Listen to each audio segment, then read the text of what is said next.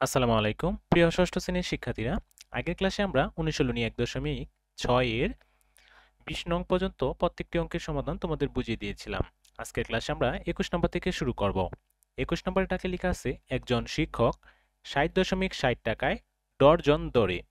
আমরা জানি এক ডর্জন সমান 12টি, তাহলে বোঝা যাচ্ছে এক ডর্জন 60.60 টাকা। 722.15 টাকায় কমলা কিনে 13 জন শিক্ষার্থীর মধ্যে সমান ভাগে ভাগ করে দেন, তাহলে প্রত্যেক শিক্ষার্থী কয়টি করে কমলা পাবে? চলো এবার এটার সমাধানটা আমরা করে নিই। তো ডাক অনুযায়ী আমরা লিখে নেব এক ডজন সমান 12টি। সুতরাং 60.60 টাকায় যেহেতু কমলা কিনেন 12টি, তাহলে 1 টাকায় কমলা কিনেন 12 ভাগের 60.60টি। এবার 722.15 টাকায় যেহেতু কমলাটি কিনেছিলেন, তাই লিখবো আমরা সুতরাং 722.15 টাকায় কমলা কিনেন, উপরে 12-র সাথে 722.15 গুণ হবে এবং নিচে 60.60 দিয়ে ভাগ করতে হবে। এবার যদি আমরা দশমিকটা উঠিয়ে নিই, তাহলে এখানে আমরা উপরে নিচে কাটাকাটি করতে পারি। উপরে নিচে কাটাকাটি করলে হবে 143। তো সুতরাং 143টি কমলা 13 জন শিক্ষার্থীর মধ্যে সমান ভাগে ভাগ করে দিতে পারবে। সুতরাং প্রত্যেক শিক্ষার্থী কমলা পাবে 143কে 13, যেহেতু 13 জন শিক্ষার্থী সমান ভাগে ভাগ করে দিতে হবে, তাই 13 দ্বারা 143কে ভাগ করে নিতে হবে, তাহলে হবে 11টি।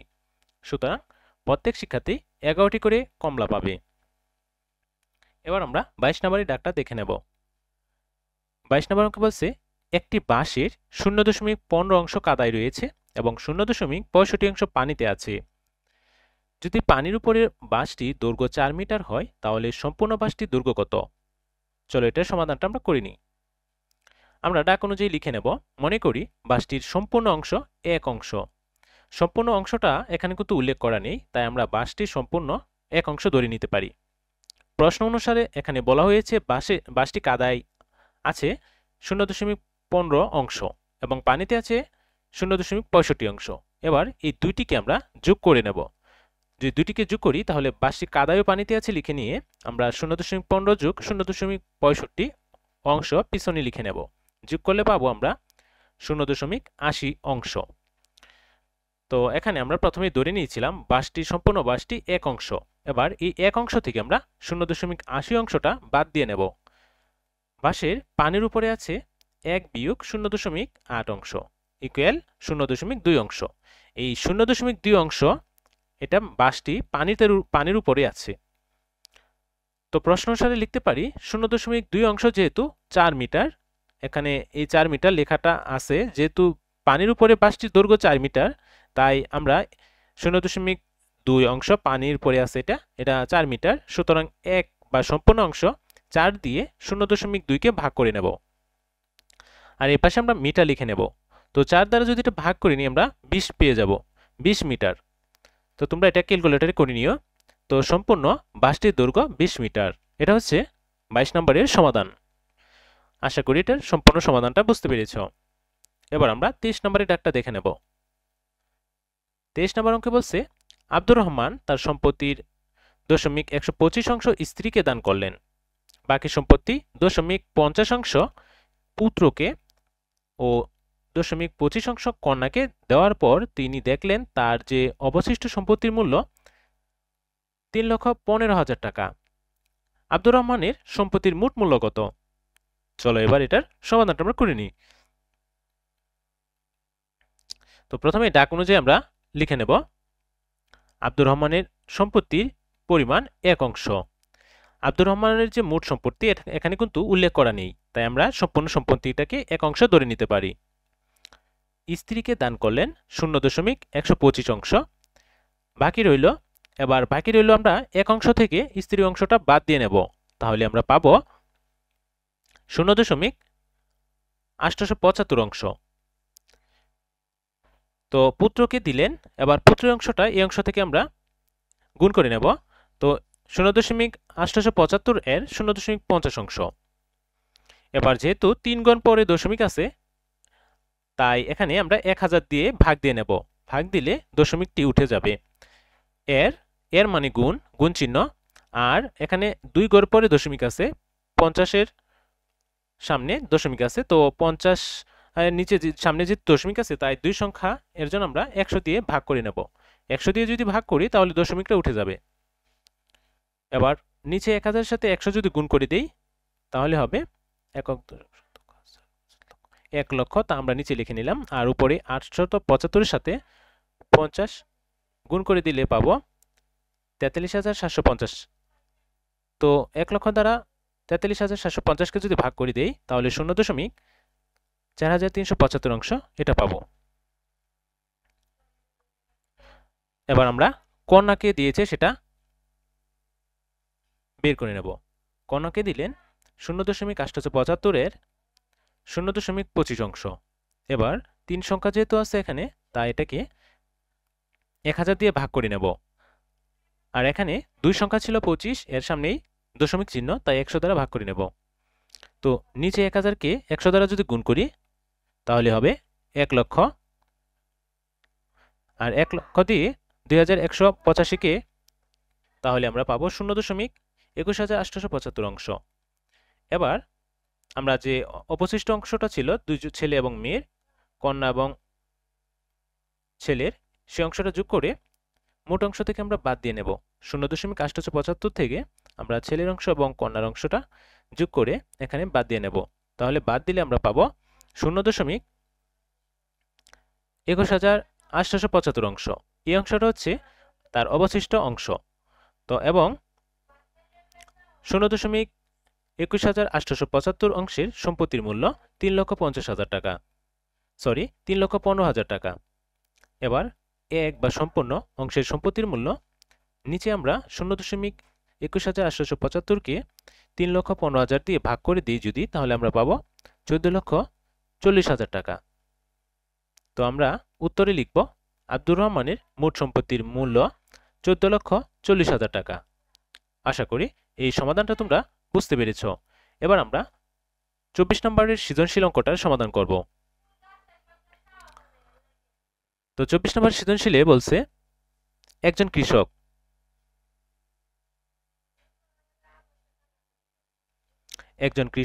তার 250 জমির 8/3 জমিতে ধান এবং 12/5 জমিতে সবজি চাষ করলেন এবং বাকি জমির পতিত রাখলেন। পতিত মানে কোনো কিছু তিনি চাষ করেন নাই, এই জায়গাটা পতিত ফেলে রেখেছেন। প্রথমে আমরা ক নম্বরের সমাধানটা করব। পতিত জমির পরিমাণ বের করো। তো দেখো, পতিত জমির পরিমাণ বের করব আমরা। কৃষকের মোট জমির পরিমাণ 250%। তো ধান চাষ করলেন 250% এর 8/3 অংশ, এর মানে গুণ 8 দিয়ে যদি আমরা 250কে কাটাকাটি করি তাহলে এখানে পাবো আমরা 4 দুগুণে 8 আর 125 দুগুণে 250। তাহলে 125 দিয়ে আমরা 3কে যদি গুণ করি তাহলে পাবো 375 আর নিচে পাবো 4, এত শতাংশ। সবজি চাষ করলেন 250 এর 12/5 অংশ।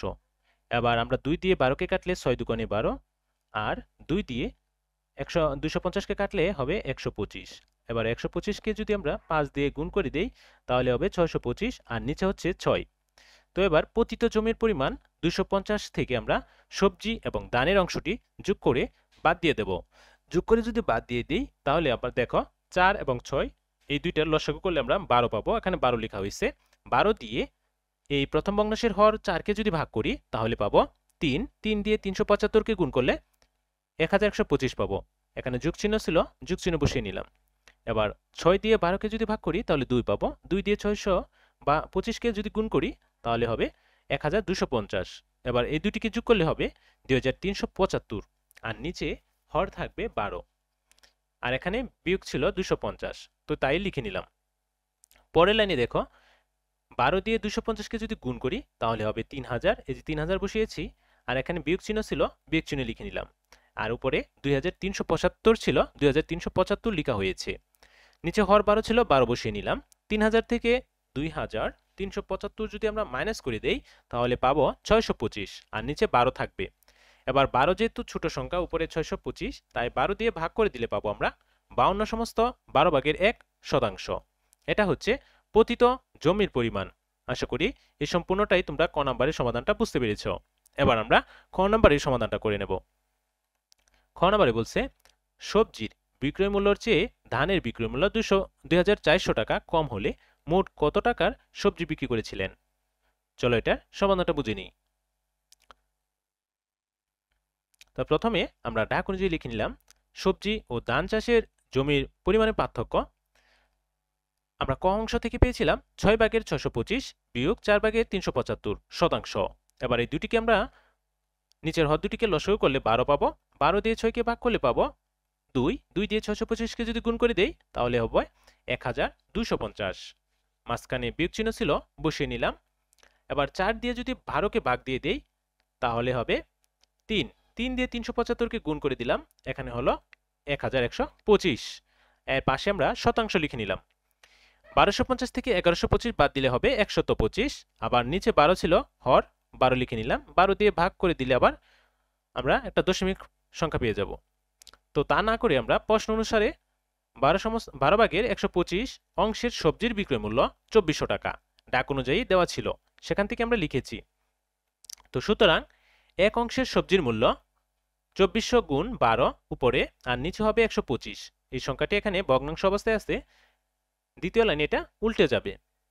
তো নিচের লাইনে আমরা লিখব 6/625 অংশের সবজির বিক্রয় মূল্য 2400 এর সাথে 12 গুণ, আবার উপরে 625 গুণ হবে আর নিচে 125 এর সাথে 6 গুণ করতে হবে। তাহলে আমরা উপরে এবং নিচে যদি কাটাকাটি করিয়ে দেই তাহলে আমরা মোট ফল পাবো এখানে 24,000 টাকা। তোমরা ক্যালকুলেশন করে বের করে নিও। 6 দিয়ে যদি 12কে কাটি 6 দুগুণে 12, আর এখানে 125 দিয়ে এটাকে কাটলে 5 হবে।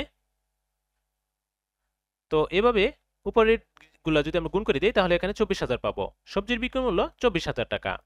আশা করি এটার সমাধানটা বুঝতে পেরেছো। এবার আমরা গ নাম্বারের ডাকটা দেখে নেব। গ নাম্বারে বলছে সম্পূর্ণ জমির ধান চাষ করলেন, তিনি কত টাকার ধান বিক্রি করতে পারবেন? চলো এটার বিক্রির পরিমাণটা আমরা বের করে নিই। তো প্রথমে আমরা ধানের বিক্রয় মূল্যটা বের করে নেব। 24,000 থেকে 2400 টাকা বাদ দিলে পাবো 21,600 টাকা। তো আমরা ধান বিক্রি অংশটা পেয়েছিলাম 4/375 শতাংশ জমির। তো এত শতাংশ জমির ধান বিক্রি করেন 21,600 টাকা। সুতরাং 1% জমির ধান বিক্রি করেন 21,600। এখানে ভগ্নাংশ সংখ্যাটি উল্টে গিয়ে 4 উপরে চলে যাবে আর নিচে 375 হবে।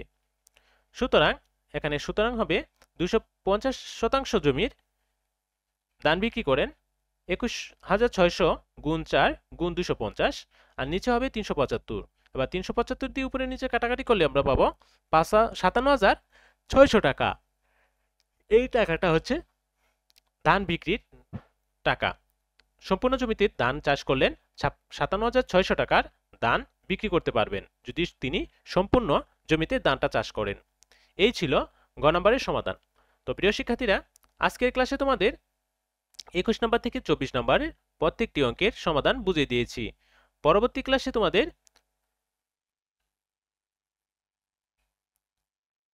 অনুপাত ও শতকরা দ্বিতীয় অধ্যায় এখান থেকে শুরু করব। তো পরবর্তী ক্লাসের আমন্ত্রণ জানিয়ে আজকের ক্লাসটি এখানেই শেষ করলাম। সবাই ভালো থাকো, সুস্থ থাকো, আল্লাহ হাফেজ।